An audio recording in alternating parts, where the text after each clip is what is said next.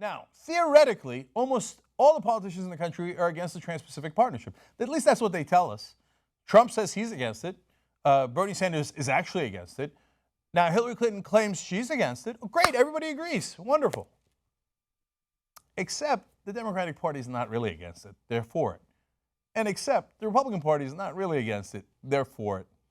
So they're looking to pass it immediately or in the lame duck session, because they don't want to embarrass Trump or Clinton, who have been pretending to be against it, because if they get into office, they're going to have to turn around because their bosses, their donors, told them, we're passing that Trans-Pacific Partnership. There's hundreds of billions of dollars on the line, perhaps trillions. You're going to pass it because we own you. So now they don't want Hillary or Trump to have to deal with that. So they're like, pass it now. Let's go, let's go, let's go. So pass it now. So, well, who's their guy in the House, in the White House? It's President Obama. So he's like, okay, I'll step up to bat for the wonderful donors that I have. So President Barack Obama is taking the fight. This is funny. Reporter at Politico. Taking the fight for the Trans-Pacific Partnership trade deal to America's streets. What streets? Which main street are you going to go to and be like, I got to tell you something. We have to hand over power to multinational corporations. This is going to work out great for you guys. Really? Which streets are you going to? Nah, they're not going to Main Street. As you're going to see in the rest of the story, that's their marketing. In reality, they're going to K Street. Here, I'll show you. Politico says the White House is making an all-out push to win passage of the deal in the lame duck session of Congress, organizing 30 events over the congressional recess to gin up support for the agreement, considered key to Obama's strategy to counter China and the Asia-Pacific region. Now, look, it's not a black and white world. Is the TPP, every part of it, wrong and terrible? No, of course not. There's good parts of the agreement as well. And yes, it would counter China. Yes, we would have more a flow of goods between those countries. And no, progressives are not opposed to free trade. We just want, as Obama once famously said, let me paraphrase him, we're not against all trade deals. We're just against stupid trade deals. One where we give away our national sovereignty and we can't even pass local laws that would protect our citizens. Those are the trade deals we're against. It doesn't mean there's nothing good in it. But overall, what does he care about? He's like, I got to get this thing passed. It's for my legacy, my legacy. What legacy? Really? We're going to look back in history and people are going to be like, oh, thank God Obama handed over our sovereignty. What an important part of his legacy. Okay. Now, they explain, despite his embrace of Clinton, Obama has been unwilling to abandon a deal that he regards as central, as I told you, to his legacy, simply to avoid political fallout for her campaign. Look, the legacy people are interested in is, once I get out of office, how many millions of dollars am I going to make? Who's going to give me the speaking fees? Now, people find this outrageous. Now, I mean, when Bill Clinton left office, he didn't have much money, that's true. Right now, he has $150 million. That's what the Clinton family has. And a lot of it was through speaking fees. And I would say the great majority of those from multinational corporations who said, good job, Bill Clinton. And hey, maybe Hillary Clinton next, right? So there is a legacy to protect, but there isn't anyone who's going to look back and go, oh, Obama, the way that he fought for that trade deal, it helped the little guy so much. No, the Chamber of Commerce, almost every corporation in the world is fighting tooth and nail for this agreement. That's who Obama is trying to protect for his legacy. And you want to say that he's a good guy and he doesn't care about the speaking fees and he'll be enormously rich anyway. That's a fine argument. Okay, fine. But believe me, right now, it is clear in his actions, not in his words, but in his actions, who he works for. And shockingly, it turns out the people who gave him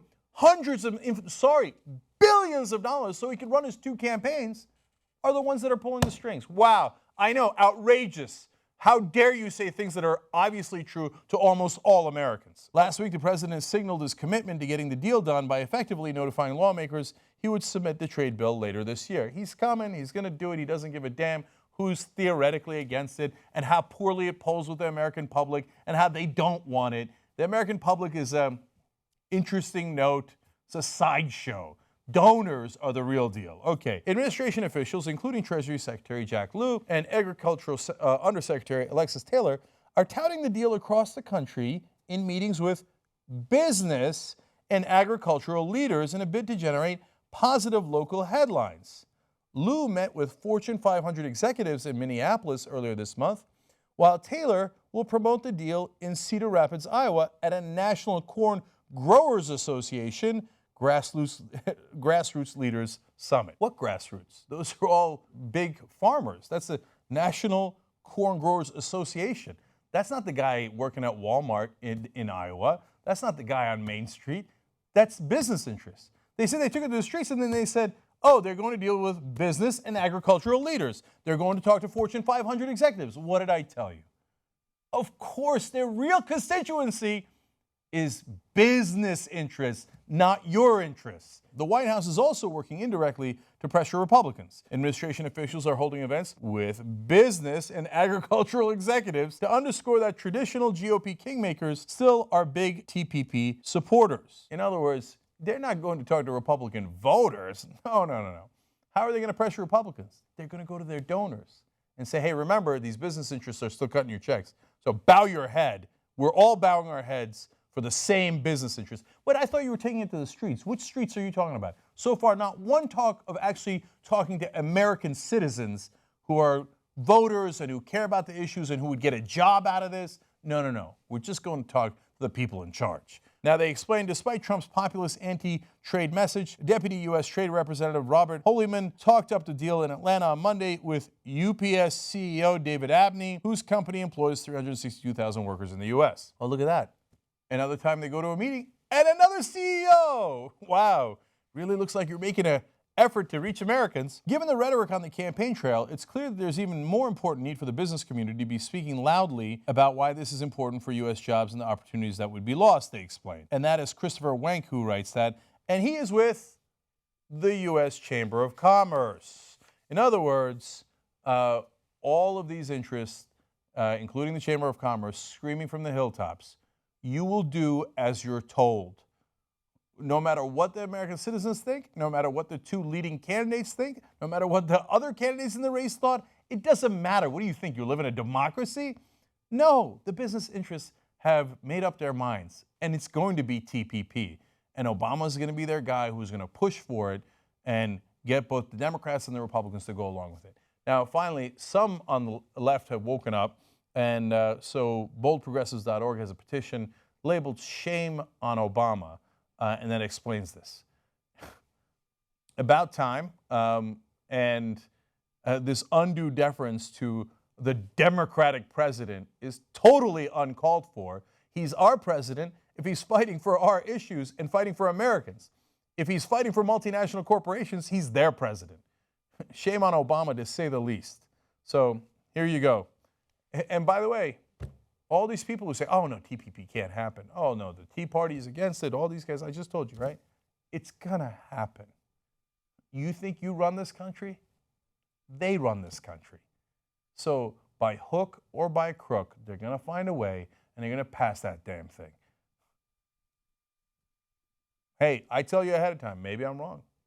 Maybe magically, maybe they're all earnest. And those Republicans and Democrats will say, oh, no, golly gee, you're quite right. I'm going to vote against TPP, despite what my donors say.